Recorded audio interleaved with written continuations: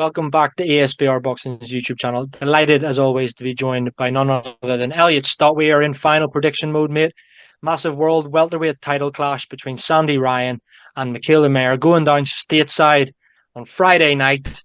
So, yeah, please, before we get into it, Elliot, as always, guys watching, let us know in the comments what you think of this fight, whether you agree with what Elliot and I are about to discuss. And if you don't already, please do drop us a like on the video, subscribe to the channel, let us know your thoughts on everything. We've got you covered. All of your boxing needs under one roof with plenty of content coming your way over the next few weeks and months. Elliot, as I mentioned, we'll get straight to it, mate. Final predictions, Sandy Ryan, Michaela Mayer. How do you see this one playing out?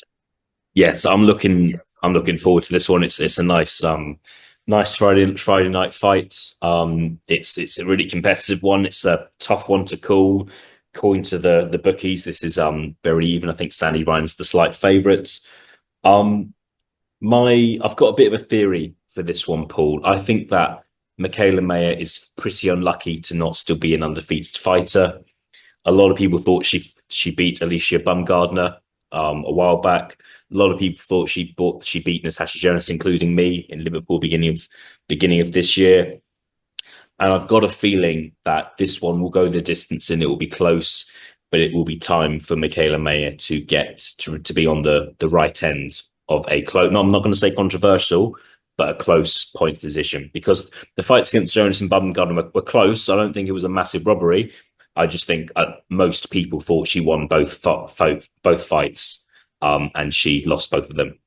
So that's my theory. I think Sandy Ryan's fantastic, looked fantastic against Terry Harper.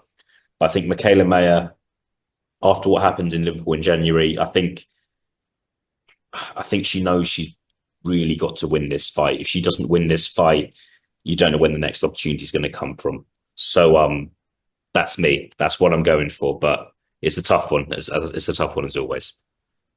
Yeah, mate, it's really interesting there. I think a lot of people would agree with you and be nodding now watching this video about the Jonas fight in January. As we said, boxing, it's kind of subjective, isn't it? Scoring fights is subjective as well.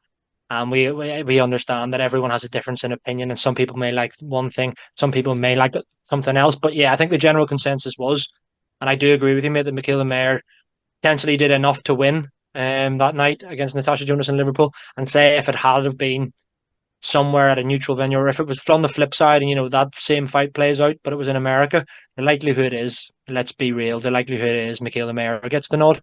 Similarly with the Bumgardner one as well, I think there was a lot of hype around Alicia Bumgardner at that time.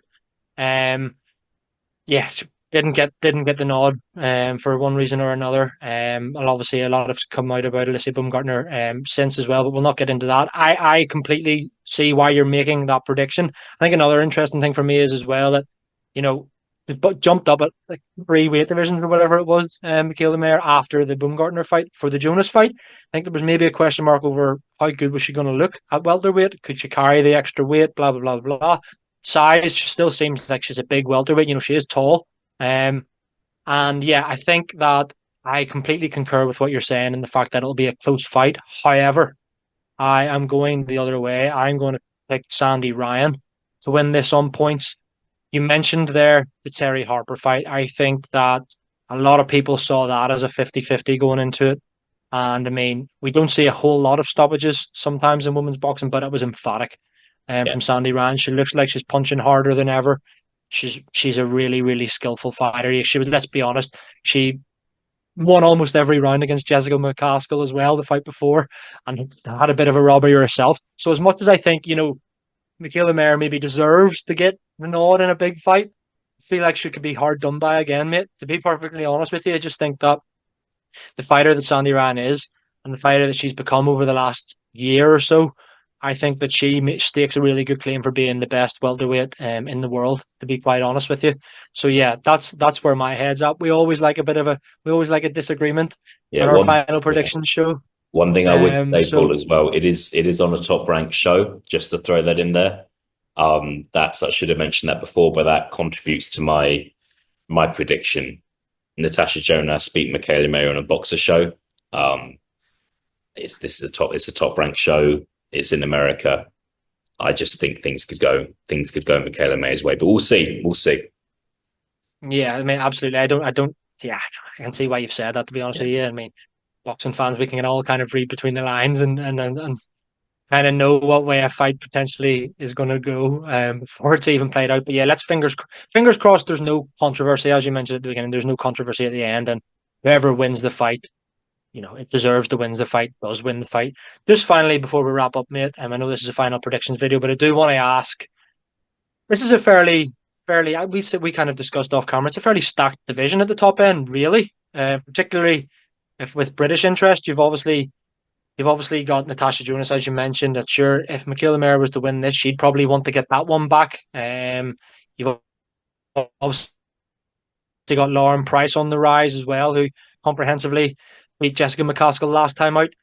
Out of them all, do you think that the winner of this fight could potentially be the number one of the division, or do you see there being unifications in the coming years or so? And if so, who do you think could rule the roost here in the women's welterweight division? Yes, it's a tricky one, isn't it? I mean, first point I want to make is we surely have to see unification fights if Sandy Ryan wins this. You've got Lauren Price, who's a fantastic undefeated fighter, Natasha Jonas, who has beaten Michaela Mayer earlier this year.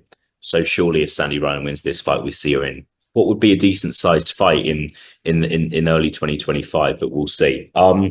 In terms of who I have number one, I would have it between Sandy Ryan versus Lauren Price is the fight I want to see, and I think Lauren Price, if you consider what she's done and the amount of fights she's had, she's not really lost a round yet, and she's a world champion.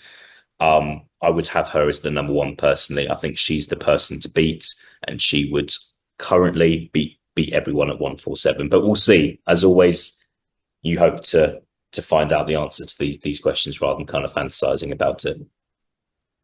Absolutely, mate. Yeah, well, that's a good place to leave it.